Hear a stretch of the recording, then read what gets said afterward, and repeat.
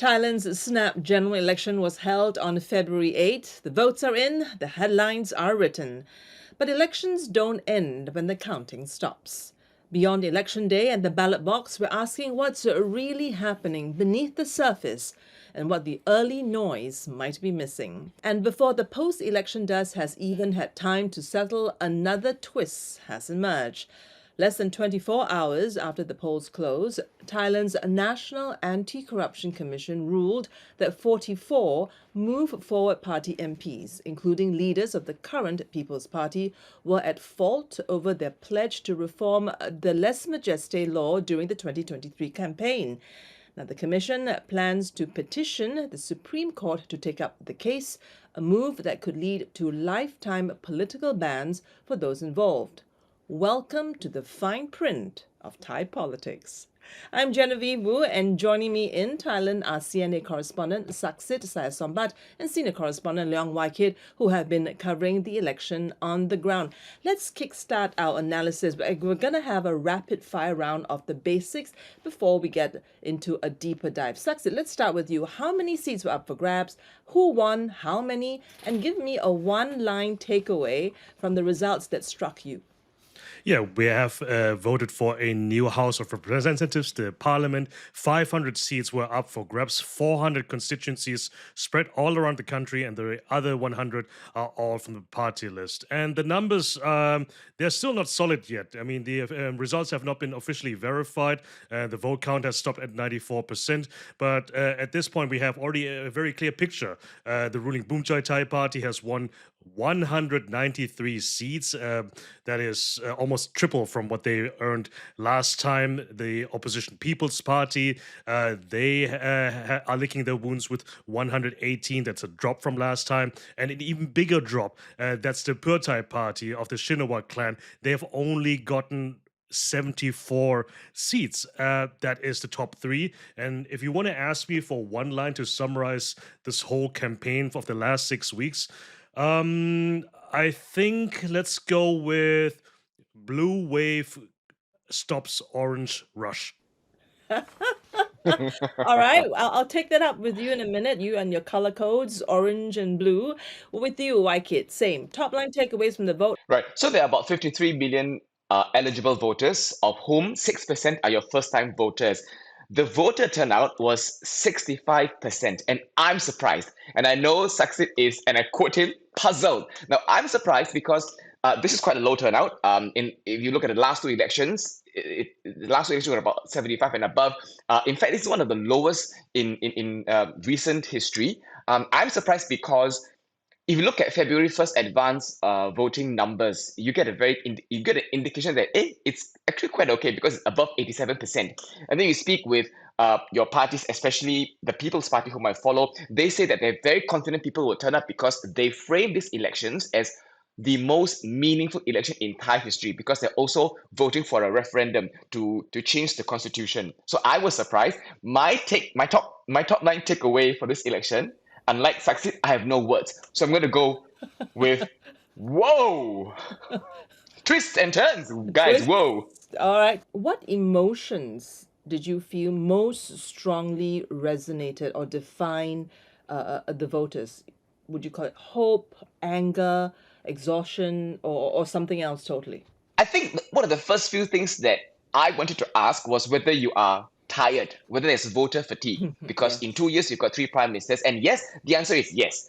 Analysts, party members, people I spoke to, yes. But what surprised me was when I asked them what is the top most important thing to you as you go to the ballot box, almost everyone, and I've spoken to quite a range here, almost everyone said they want political stability. They want the country to be better.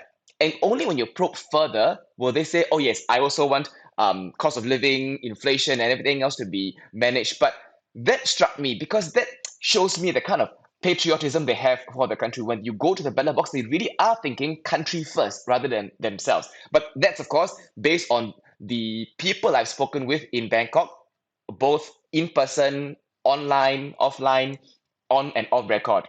So that surprised me. I think in the similar theme that Wykit was struck, it's a slightly different word, is exasperation, you know? I mean, it's tiredness, but also mixed with irritation and annoyance about what has happened as well. I mean, Wykit already has touched on many things, and if we just looked at the last year alone, you know, how many things Thailand went through: an earthquake, the Cambodian border crisis, also the threat of scam centers and other illicit business at the borders of Thailand, and also creeping into Thailand now that is becoming more prominent and also more visible. And, you know, on top of that, the political ruckus and the strifes and the political instability, the changes of government, you know, three prime ministers in 2 years, that's not a sign of stability. Another election, is that actually going to change? Because the underlying problems, the underlying structural problems, and the lack of development that we have seen for the past decade or so since the military coup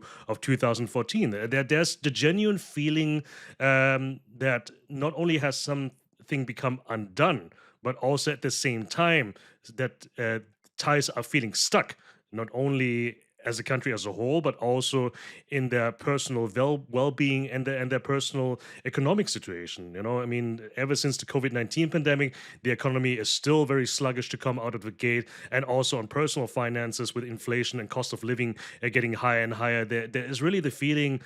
I don't want to say hopelessness yet, because that would be a step too far, but there's definitely a feeling in the sense of that, okay, something's got to change, something's got to budge. We need to take a turn. So, exhaustion, exasperation. Let's listen to a range of the voices that you both captured on the ground. Right now, families with firstborns get 1,200 Thai baht and maternity leave as well as veterans' money. I hope the amount can be revised. The party has said it can sort this out in its first 100 days. I would like to have more freedom in the country and my life. The military has a duty to protect the country, but not to manage the country politically. What's the biggest thing that did not change after this election? And why might that be more important than the headline result? Saksith.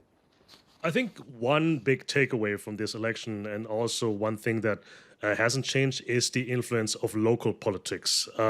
One word that's being thrown around a lot in Thai politics and Thai election coverage is the word Banyai, which literally means big house. It describes these local influential families, almost like feudal lords if you want. And these are the people that political parties usually tap into. And these are the groups that also usually switch their allegiances very, very often, depending where the wind is blowing. And this time, it's no different. Since the change of government that we had last year, a lot of these big houses have then switched their banners to the Bumjaithai party.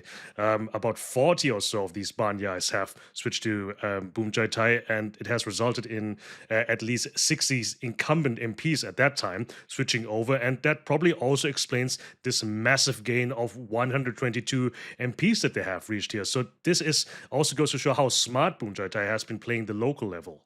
Yeah, for me, I think what did not and probably will not change is voters' scrutiny of the parties.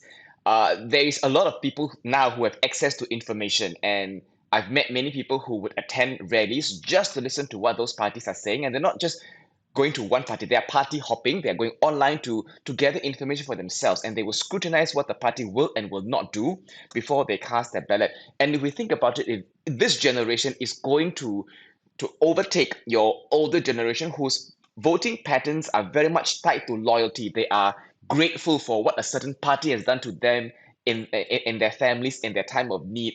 No single party crossed the majority threshold. That number is supposed to be 251 out of the 500 seats are up for grabs. But Bumjaithai has a clear lead. Now, at this point, what do we know about caretaker Prime Minister and Party Leader Anutin Charnvirakul's priorities? Yeah, you're right. I mean, we haven't had an election that resulted in an absolute majority for 20 years now. Back then, there was Thaksin Shinawatra and his Thai party when he was re-elected in 2005. But what we are seeing here right now is a continuity of caretaker Prime Minister Anutin Charnvirakul. He is going to stay in office, most likely. And his gamble to call for snap elections has definitely paid off here. He is definitely a political figure here, has been around for a while, for over a decade now. And, his nickname is No, which translates to either mouse or rat, because in Thai or in Chinese we don't distinguish between these two.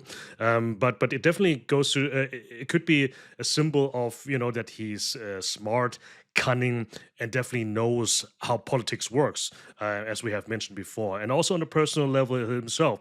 The Bumjaithai party is or was a party that is ideologically flexible, pragmatic, to say the least. But over the years, we have seen a evolution, not only were they scaling up from a middle-sized party to a national platform very quickly, but also, especially in the last year, like you guys have mentioned as well, they have tapped into nationalism a lot as well because of the border conflict. The party's name is Bumjaithai, proud to be Thai, so that already gives you an indication of that. As I said, that it's probably a two-pronged approach there. On a local level, they were addressing the local economic needs, but on a national level, and also here in Bangkok, they were playing the nationalism card a lot.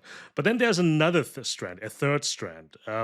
He also tapped into technocrats into his cabinet, into his previous cabinet, that he's most likely going to carry on in his next cabinet, especially in key portfolios as foreign policy and economics and commerce. On Sunday evening, when Anutin was talking to the press and also claiming a victory, he was not doing that alone. He was he was sitting in front of a wall of people, not only these technocrats, but also all these other politicians that came over from other camps. And I recognized a lot of faces. And basically, I shot a question at him and saying that, all these people that are sitting next to you and standing behind you, these are all familiar faces that have joined your party. So is that also one of the selling points that have gotten you the election victory? And this is his answer.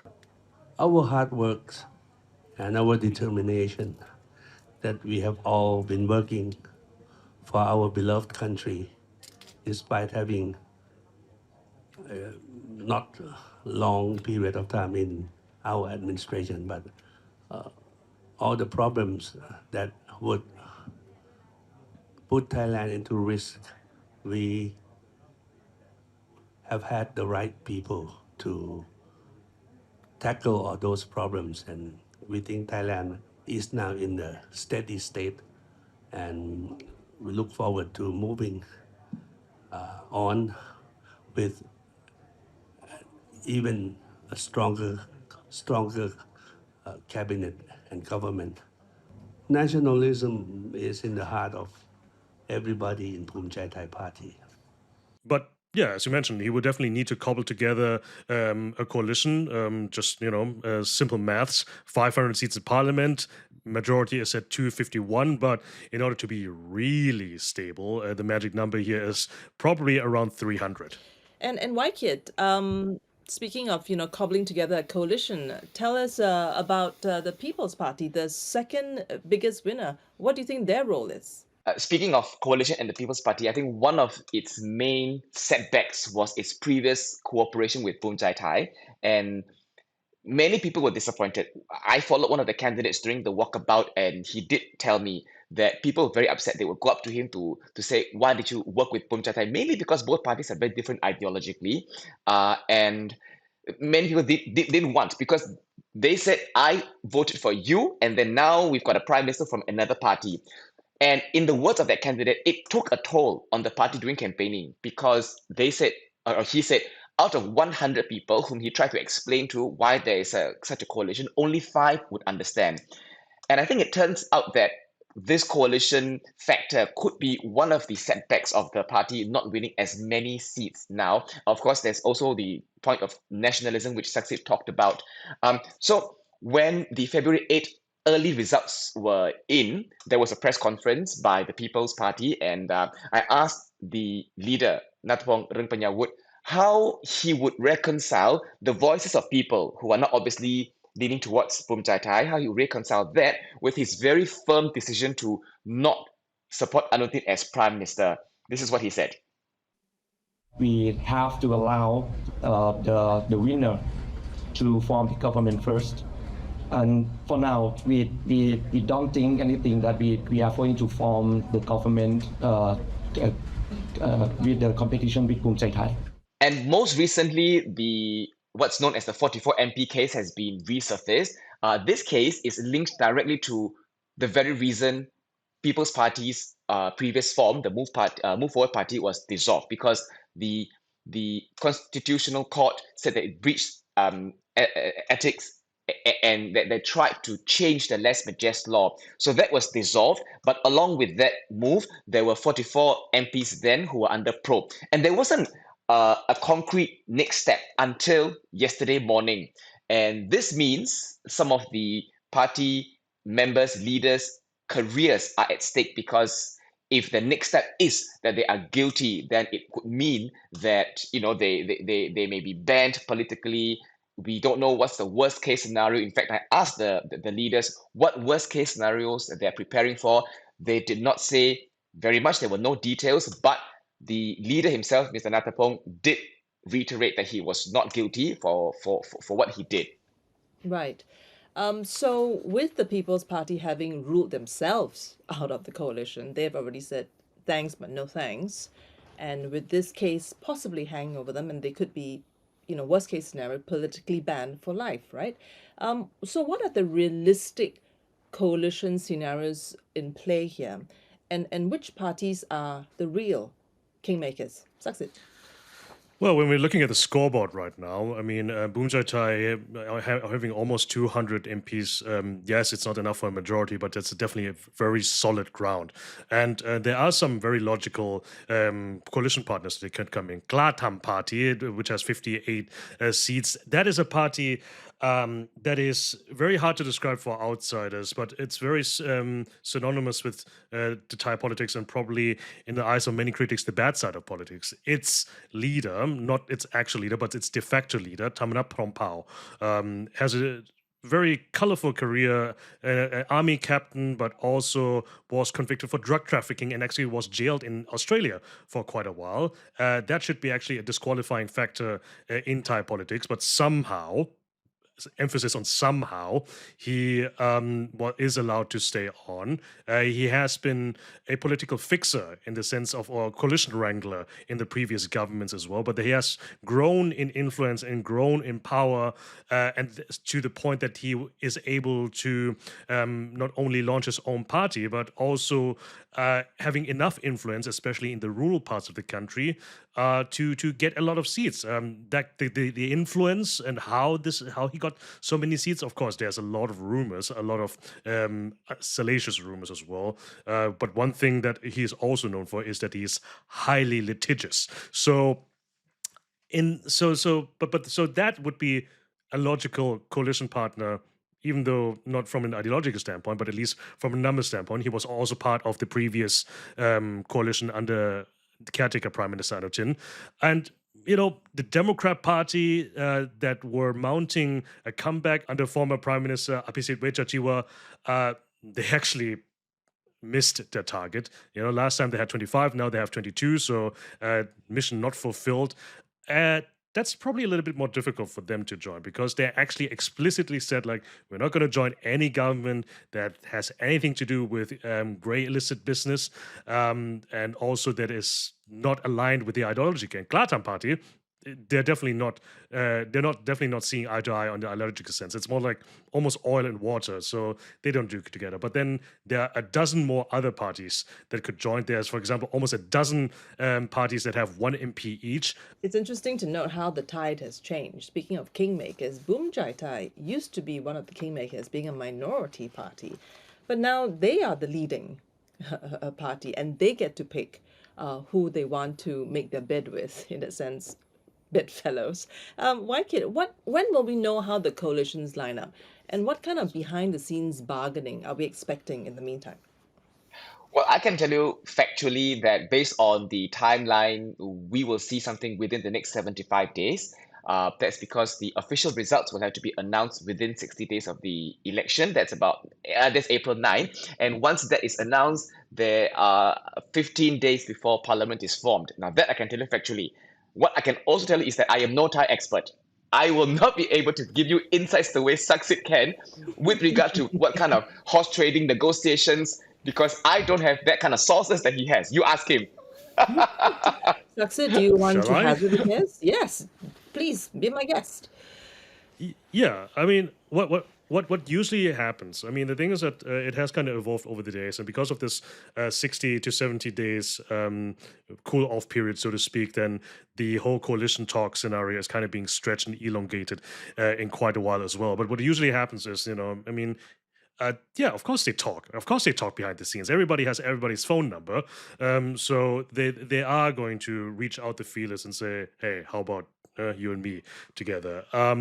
So that kind of horse trading is already being done as we speak right now.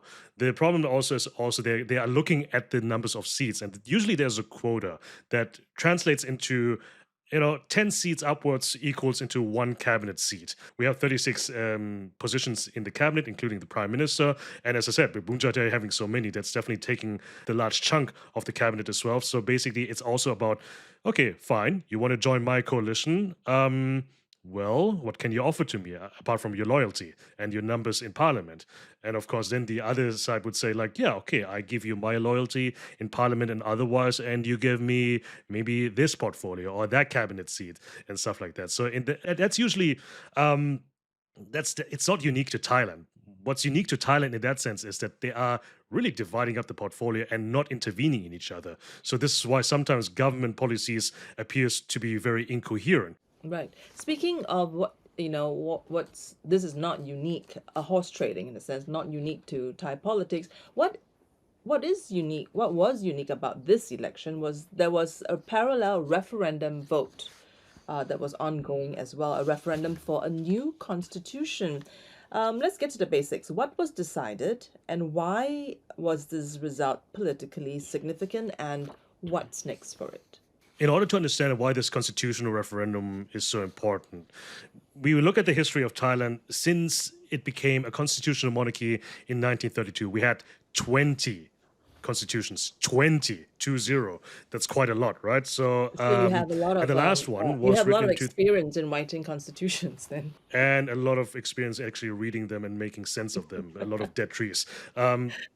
But jokes aside, the last constitution was written and approved in 2017. That is a legacy of the military government, of the military coup of 2014. And a lot of critics say that this constitution is putting a lot of guardrails, a lot of restrictions on elected officials and putting a lot of power into the unelected officials, the so-called independent government agencies like the Constitutional Court, like the Election Commission, like the National Anti-Corruption Commission, the one that Wykit was talking about.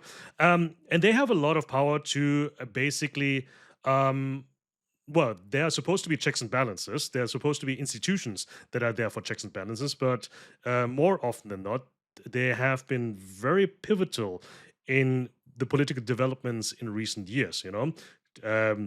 Two prime ministers that have been kicked out. That was the Constitutional Court.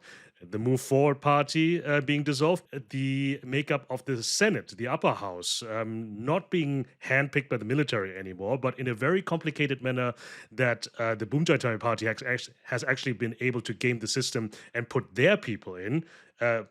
Among 200 lawmakers of that chamber, over half of them have some affiliation with the Bumjaithai Party. So, long story short, we have these watchmen, but no watchmen to look over them. Finally, we have this constitutional referendum, and it had a very basic question on the ballot. It basically says, do you want a new constitution or not? Yes or no? And the results are pretty striking. I mean, again, it's not final, but 60% of Thais definitely want a new constitution. So that is a very good sign that they definitely want politics to change or politics to be a little bit more transparent. All right, moving on. Was there a region or community which voted against the national mood? Now, I say this because I was looking at the breakdown, right? People's Party won all of 33 Bangkok seats. This was actually an improvement from the previous election in 2023 when they won 32 out of 33. This time they've swept it all. And to me, Bangkok is like the crown jewel. It's where the financial center rests. It's where the elites, the literati, the educated class rests. And interestingly, the winner, Bumjaithai party, did not even gain a single seat. What does this tell us? Yeah, you're right. I mean, Bangkok. This is historic, and this is a historical first in modern Thai politics that a party has swept all constituencies in Bangkok. And yeah, you're right that Bangkok is the crown jewel in terms of number and also in political influence. I mean, there's this political saying here in Thailand that the people outside of Bangkok are voting the government in. Bangkok and its political machination is the one that is kicking it out. But having said that, that is going against the trend, yes. But what's also interesting, if I'm looking at the map here, is that Bumjaithai, on the other hand, they have swept up 20 provinces. So basically, complete takeovers of provinces at various sizes and lengths, and they have been able to flip many seats. Bangkok is definitely an outlier in that sense when we look at the electoral map. I think the other trend that is going completely against expectation is how much Thai has actually lost. I mean, as I said before, they halved the results. What's pretty humiliating is Chiang Mai, the birthplace of Thaksin Shinawatra, the former prime minister and the founder of that party. They got swept out of Chiang Mai. They lost their home ground, so that is quite significant and striking there as well. I mean, yeah, Waike, do you have any observations there? So just quickly jumping in about how People's Party has managed to win Bangkok. I think when I speak to voters, I sort of see what they see, because when I ask them about nationalism, because nationalism is something that many people say had helped Bumjaithai win the elections, they too say that they are very nationalistic, right? Because they have now seen the military in a very different lens. In the past, they would see them in the lens of political influence. But slowly, they're telling me that they now see the importance of the military, and they see them as defenders of the country. But they're very clear. They say that the military should have no role in politics. So yes, while they feel very patriotic by this whole nationalism wave, they're also very clear that we are now seeing them in this light, but we don't want them in politics. And people I speak to, they tell me that, look, we are in Bangkok. We are very far from where the fighting is. So while we are concerned, while we don't want people to die, we want peace, they tell me honestly, we're very far from the border areas. So in a way, people in Bangkok seem to be I would say in a bubble, because they are very far away from the border areas. And so perhaps this wave of nationalism did not affect so much the Bangkok vote bank for People's Party. Right. And lastly, I think to both of you, can you give me one observation from the ground that genuinely surprised you during this election? We'll start with Waikit. What surprised me? Very honestly, the wide margin between the first and second party, Bumjaithai and People's Party, that wide margin, because of course, many people have already been saying that there won't be one clear winner. But what surprised me was that the margin is wide. I would think it will be a very close fight between Bumjaithai and People's Party. But for me, that was surprising. Because I think Bumjaithai's performance this time even outperformed People's Party in the previous election, didn't they? I mean, they won, what is their seat now? 192, 193. I think People's Party won 151 the last time, and that was already a clear lead for them. So yeah, you're right. I think a lot of experts that I've spoken to said that margin and the flip of that margin and the flip of those two parties, it's surprising. Saksith. Yeah, I mean, in the same vein that how badly People's Party have done, I think that's going to be a lot of soul searching with the party going on in the next few months, if not years. The Secretary General of the party, he has already resigned as a consequence of that, and I wonder if more heads will roll at that party. But then you have to kind of put it into context. I mean, this party is relatively young. They started out as Future Forward in 2018, and it's been 8 years since then.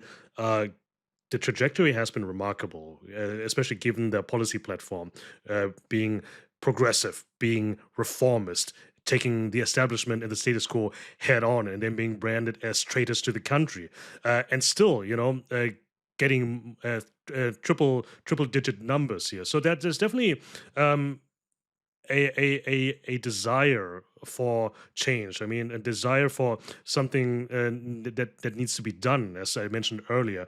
But I think that what this election result reflects is, we've been talking about tiredness, we've been talking about fatigue, exasperation, and the desire for stability. But one thing, when I look at this, and maybe further down the line, that people might wish they have paid more attention to, is probably the fact that what is the cost of wanting stability now further down the road? I mean, or what does stability even mean at this point? Does it mean, okay, let's freeze everything for now and see how things shake out? I mean, Thailand is not in a bubble, right? I mean, there are things going on around the world. The dynamics in the world order is shifting in front of our eyes, and all these dynamics around the world are also affecting Thailand. The scam center business is one thing, the border conflict is another thing, the dynamic and rivalry between the two superpowers, USA and China, is another thing. Trump tariffs, of course, that's another thing, and it needs a government that has a clear view not only about what's going on in Thailand. Bumjaithai definitely understands how local politics works, but this government also needs to understand where Thailand's role in the world is, or it needs to be, in order to bring all the country forward. Right. And I suppose that answer will reveal itself in the coming weeks as we look at who or which leaders helm which portfolios in the new parliament. On that note, thanks to both Saksith and Waikit for joining me on this post-Thai general election analysis. The official results will be announced by April 9th, whereby the new House will then convene to elect a new Prime Minister and parliamentary speakers within 15 days. It's tempting to draw big conclusions now from the results, but elections reveal their meaning slowly.